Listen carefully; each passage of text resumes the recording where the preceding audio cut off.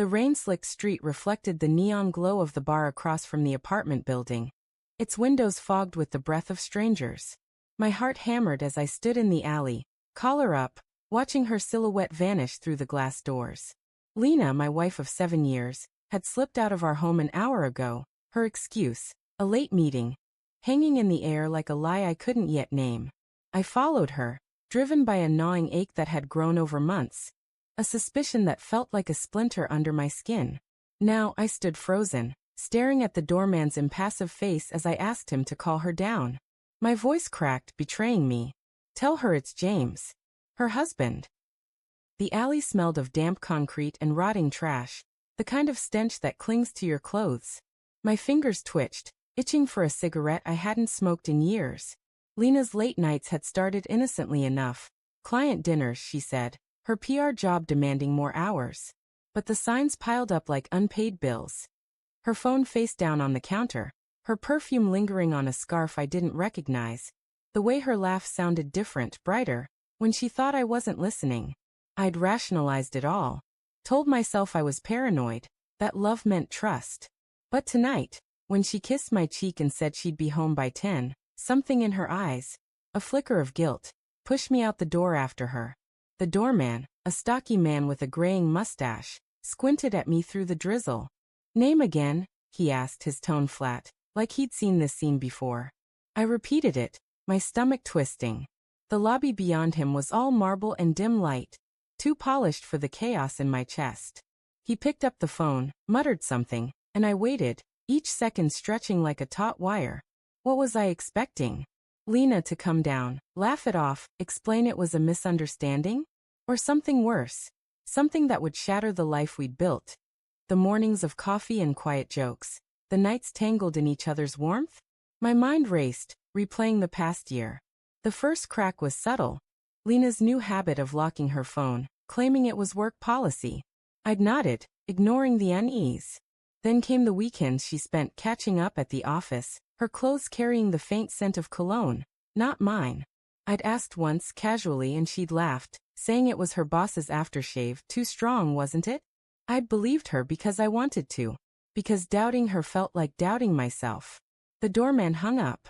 "She's coming down," he said, avoiding my eyes.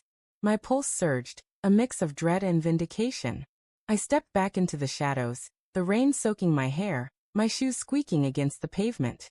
The door swung open, and there she was, Lena, her auburn hair catching the light, her coat unbuttoned, revealing a dress I'd never seen. Her face froze when she saw me, her eyes wide, lips parting as if to speak but finding no words. The silence between us was louder than the city's hum. "James," she said finally, her voice soft, almost pleading. "What are you doing here?" I wanted to scream, to demand answers, but my throat felt raw, like I'd swallowed glass. "I followed you," I said, the words blunt, heavy. "You said you had a meeting. This isn't your office." Her gaze darted to the side, then back to me. "It's not what you think," she said, stepping closer, her heels clicking on the wet sidewalk. "Can we talk about this at home?" No, my voice was sharper than I intended. "Who's up there, Lena? Tell me now." She flinched, her hands twisting the strap of her bag. "It's just a colleague. We were going over a campaign. I didn't want to worry you." "A campaign?" I repeated, the word tasting bitter. "At 10 at night. In an apartment building." My eyes burned.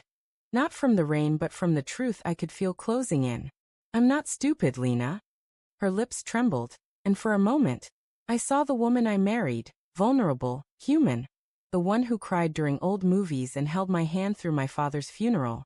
But then her expression hardened, and she straightened. "You don't trust me," she said almost accusingly. "You never have." The words stung, twisting the knife of my own doubts. Had I pushed her away? Was my suspicion the real betrayal? I thought of the nights I'd lain awake, wondering if I was enough for her, if my steady job, my quiet love, could match the spark she craved. But then I remembered the scarf, the cologne, the locked phone. "Don't turn this on me," I said, my voice low, shaking. "I saw you go up there. I know you're lying." Her eyes filled with tears, but she didn't deny it. The rain fell harder, blurring her face, and I felt the world tilt. James, I didn't mean for this to happen, she whispered. It just did. The confession hit like a punch, stealing my breath. I wanted to ask who, how long, why, but the questions choked me. Instead, I saw flashes of our life, our wedding, her laugh at my terrible cooking, the way she'd curl into me during thunderstorms. All of it felt like a lie now, a fragile frame around a picture that had cracked. Who is he? I managed, my voice barely audible. She hesitated, then said, It's Mark. From work. Her voice broke. It wasn't planned. It was a mistake. Mark. Her boss. The one with the too strong aftershave. I pictured his smug grin at the company party, his hand lingering on her arm. My fists clenched, but the anger was drowned by something heavier, grief. A mistake, I said, almost laughing. You've been lying to me for months. That's not a mistake. That's a choice. Lena reached for me, but I stepped back, the distance between us a chasm. I still love you, she said, her voice desperate. I never wanted to hurt you. Then why? I shouted, the words echoing in the alley. The doorman glanced over, but I didn't care. Why wasn't I enough? She sobbed, covering her mouth, but offered no answer. Maybe there wasn't one. Maybe love wasn't a contract, just a gamble we'd both lost. I turned away, my chest tight, the rain mixing with tears I hadn't realized were falling. I walked back to our apartment, each step heavier, knowing I'd never see it the same way again. The twist came later, when I found the note on our kitchen counter, written in Lena's hurried scrawl. I'm sorry. I'm leaving. You deserve better. And tucked beneath it, a photo of us on our honeymoon, smiling, unaware of the cracks already forming. I stared at it, my heart splintering, wondering if I'd been the one to fail her first.